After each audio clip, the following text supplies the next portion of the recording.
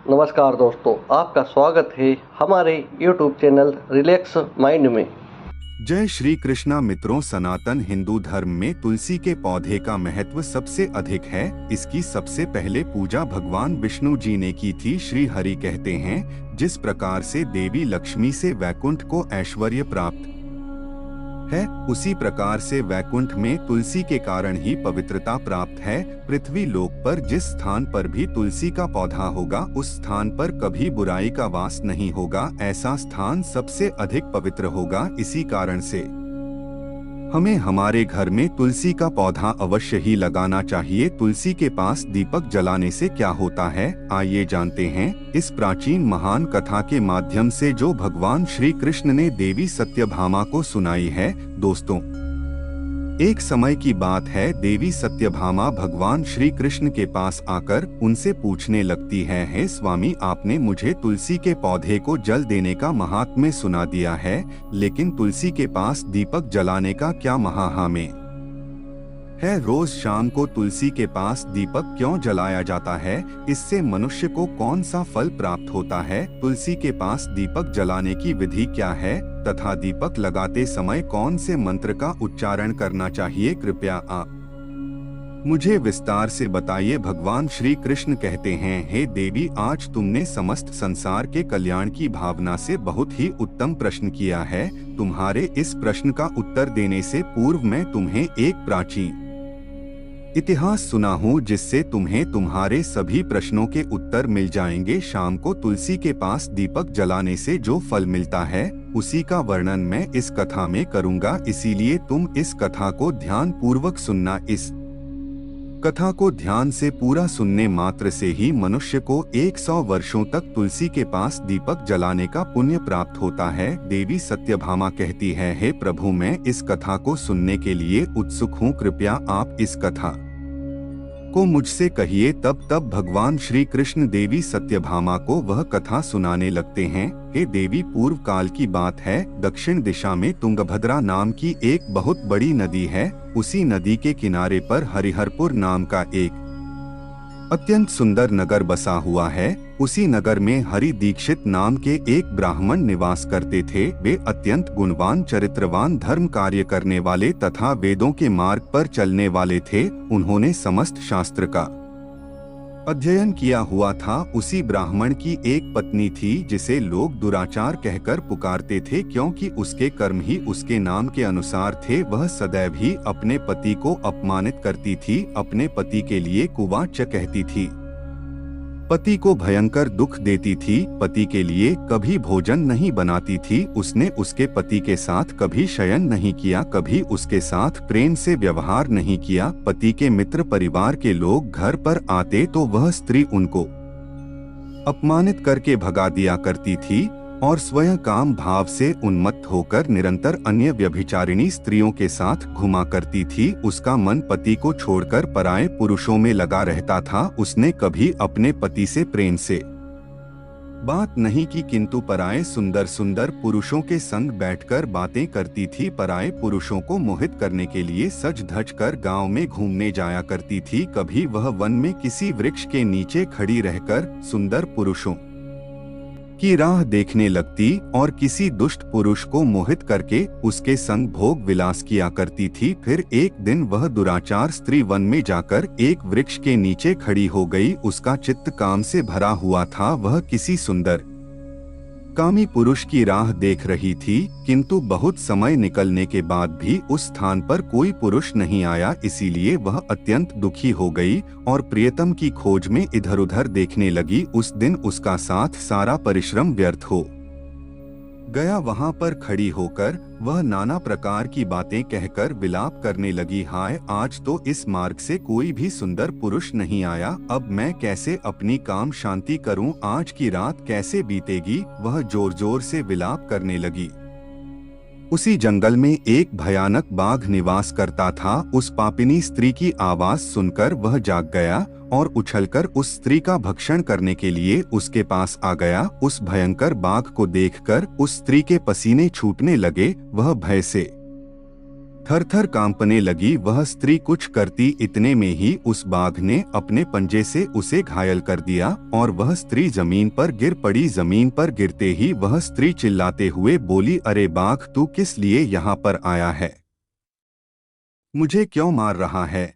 मैं यहाँ पर अपने प्रियतम को खोज रही थी। तू मुझे छोड़ दे, मेरा भक्षण करके तुझे क्या मिलेगा? उस स्त्री की यह बात सुनकर वह भयानक बाघ क्षण भर के लिए रुक गया और हंसता हुआ बोलने लगा, है दुष्टा, आज विधाता ने तुझे मेरा ग्रास नियुक्त किया है। तुझ जैसी पापिनी स्त्रियों को भक्षण करना ही मेरा काम है, तभी मुझे इस शरीर से मुक्ति मिलेगी। वह स्त्री कहने लगी, हे बाघ, तुम कौन हो? मुझे सच सच बताओ, तुम्हें किस कारण से बाघ होना पड़ा और तुम मुझ जैसी स्त्रियों का भक्षण क्यों करते हो? पहले मुझे सारी बात बताओ और फिर मेरा भक्षण करो। फिर वह बाघ कहने लगता है, हे पापिनी, मैं तुझे मेरे पूर्व जन्म का वृतांत सुनाता हूँ, किस कारण से मुझे बाघ होना पड़ा। पूर्व काल में दक्षिण देश में मल्लापहा नाम की एक नदी है। उस नदी के तट पर एक मुनिपर्णा नाम की नगरी बसी हुई है। उसी नगरी में मैं निवास करता था। मैं एक ब्राह्मण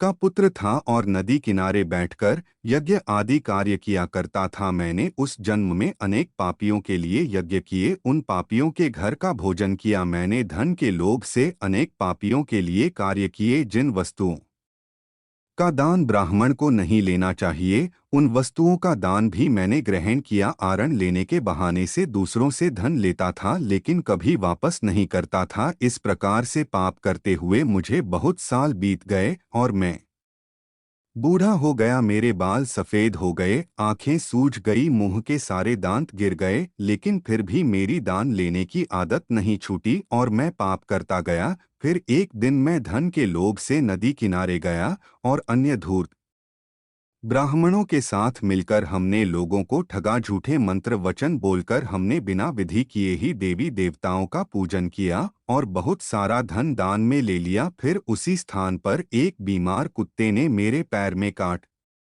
लिया और मैं मूर्छित होकर गिर पड़ा। उसी क्षण मेरे प्राण चले गए। फिर यम के दो दूत उस स्थान पर प्रकट हुए और मुझे पकड़कर यमपुरी ले गए। वहां पर यमराज ने चित्रगुप्त से मेरे कर्मों का लेखा जोखा निकालने के लिए कहा। फिर चित्रगुप्त कहने लगे, हे धर्मराज, इस ब्राह्मण ने घोर पाप किए हैं। इसने दूसरों से झूठ कहकर धन लूटा है, विधि से पूजा न करके झूठे मंत्र बोलकर भगवान का अपमान किया है। इसीलिए यह पापी ब्राह्मण केवल नरक जाने के ही योग्य है। फिर यमराज ने अपने दूतों को आदेश देकर मुझे नरक की अग्नि में डाल दिया। अनेक वर्षों तक नरक की सजा भोगने के बाद मुझे बाघ का शरीर प्राप्त हुआ और मैं इस दुर्गम वन में निवास करने लगा। मैं अपने पूर्व जन्म के पापों को याद करके कभी महात्मा, साधु पुरुष, सती स्त्रियों का भक्षण नहीं करता हूँ। मैं केवल पापी, दुराचारी तथा कुलटा स्त्रियों का ही भक्षण करता हूँ, ताकि मुझे पाप से मुक्ति मिल जाए। इस प्रकार से उस बाघ ने अपने पूर्व जन्म का वृतांत सुना दिया और उस स्त्री से कहने लगा, हे पापिनी, तेरे आचरण से तू उल्टा दिखाई पड़ती है। अपने पति को छोड़कर तू इस वन में अन्य पुरुष के साथ भोग विलास करने के ये आई है, इसीलिए आज तू मेरा ग्रास अवश्य बनेगी। इतना कहकर उस बाघ ने अपने तीक्ष्ण नखों से उस पापी स्त्री के टुकड़े टुकड़े करके उसे खा लिया। फिर उस स्थान पर यम के दो दूत प्रकट हुए और उस पापिनी स्त्री को डोट उठाकर संयमनी पुरी में ले गए। वहां पर उसे यमराज के सामने खड़ा किया गया। फिर चित्रगुप्त ने उस स्त्री का लेखा जोखा निकालते हुए यमराज से कहने लगे, हे धर्मराज, यह स्त्री तो अत्यंत पापिनी है। इसने घोर पाप किए हैं, इसने व्यभिचार किया है, इसने अपने पति की कभी सेवा नहीं की, अपने पति को भूलकर पराये पुरुषों के संग भोग विलास किया करती थी। उसके पापों को सुनकर यमराज ने उस स्त्री को अग्नि से भरे हुए कुंडों में डालने का आदेश दिया। अनेक वर्षों तक उसे उस कुंड में पकाया गया, फिर उसे निकालकर ररव नामक नरक में डाल दिया गया। इस प्रकार से उसे अनेक वर्षों तक अलग अलग नरकोडुरु वह महापाप स्त्री पुनः पृथ्वी लोक पर आकर चांडाल के रूप में उत्पन्न हुई। चांडाल के घर में जन्म लेकर वह फिर से अनेक पाप करने लगी, व्यभिचार करने लगी, अनेक पापी पुरुषों के संग विहार करने लगी। फिर कुछ समय बाद पूर्व जन्म के पापों के कारण उसे कोढ़ का रोग हो गया और वह भयानक पीड़ा सहन करने लगी। उसका अंग जलने लगा, उसके नेत्रों में पीड़ा होने लगी। इस दुख को सहन करती हुई वह दिन बिताने लगी। फिर एक दिन वह तीर्थ में स्नान करने के उद्देश्य से अंतपुर में चली गई। वहां पर वह एक आश्रम के बाहर निवास करने लगी। उस आश्रम में एक तुलसी का पौधा था। अन्य स्त्रियों को वहां पर तुलसी के पास दीपक जलाते हुए देखकर उस पापी स्त्री ने भी वही किया। उसने तुलसी के पौधे के पास एक दीपक जला दिया। फिर उसी रात हृदय फटने से उसकी मृत्यु हो गई और यमराज के दो दूत उसे ले जाने के लिए वहां पर प्रकट हुए। जैसे ही यम के दूत उस पापी स्त्री को पाश में बांध कर ले जाने लगे, भगवान विष्णु के दो पार्षद उस स्थान पर प्रकट हुए और उन्होंने उन दूतों को रोक लिया और कहने लगे, हे दूतों, इस स्त्री को तुम छोड़ दो। यह स्त्री नरक जाने के योग्य नहीं है। तुम किसके आदेश से ऐसा अधर्म कर रहे हो? फिर यम के दूत कहने लगे, हे पार्षदों, हम यमराज के आदेश से इस पापी स्त्री को उठाकर ले जा रहे हैं, किंतु आप हमें किस कारण से रोक रहे हो? यह स्त्री अत्यंत पापी है, से नरक में ले जाने की आज्ञा मिली है। फिर पार्षद कहने लगे, हे दूतों, यह स्त्री तो विष्णु भक्त है, यह नरक जाने के योग्य नहीं है। इसने शाम को तुलसी के पास दीपक जलाया है, इसी कारण से इसके समस्त पाप नष्ट हो गए हैं। इसीलिए अब यह नरक जाने के योग्य नहीं है, यह स्वर्ग जाने की अधिकारी बन चुकी है। पार्षदों की बात सुनकर उन यमदूतों ने उस स्त्री को उसी स्थान पर छोड़ दिया और यमलोक लौट गए। वहां जाकर उन्होंने यमराज को सारा वृतांत सुना दिया। फिर भगवान विष्णु के पार्षद उस स्त्री को दिव्य विमान में बिठाकर स्वर्ग लोक ले गए। भगवान श्री कृष्ण कहते हैं, हे देवी सत्यभामा, इस प्रकार से तुलसी के पास केवल दीपक जलाने मात्र से ही मनुष्य के सभी पाप नष्ट हो जाते हैं। जो स्त्री नित्य शाम को तुलसी के पास दीपक जलाती है, वह सौभाग्यशाली बनती है। उसके पूर्व जन्मों के सभी पाप नष्ट हो जाते हैं, उसे सुख समृद्धि की प्राप्ति होती है। रोज तुलसी के पास दीपक जलाते समय इस मंत्र का उच्चारण करना चाहिए। ओम तुलसी देव्य च विद्महे विष्णु प्रिययाय च धीमहि तन्नो वृंदा प्रचोदयात्। श्री कृष्ण कहते हैं, हजारों अमृत के घड़ों से नहलाने पर भी श्री हरि को उतनी तृप्ति नहीं होती जितनी वे मनुष्यों के द्वारा तुलसी का एक पत्ता चढ़ाने से प्राप्त करते हैं। 100 हज गोदान से मानव जो फल प्राप्त करता है, वही फल तुलसी पत्र के दान से पा लेता है। जो मृत्यु के समय अपने मुख में तुलसी पत्र का जल पा जाता है, वह संपूर्ण पापों से मुक्त होकर श्री कृष्ण के धाम जाता है। तो दोस्तों, इस प्रकार से भगवान श्री कृष्ण ने तुलसी के पौधे के पास दीपक जलाने का महत्व बताया है। आपको यह कथा अच्छी लगी हो तो चैनल को सब्सक्राइब करें और कमेंट में जय श्री राधे लिखना ना भूलें। धन्यवाद।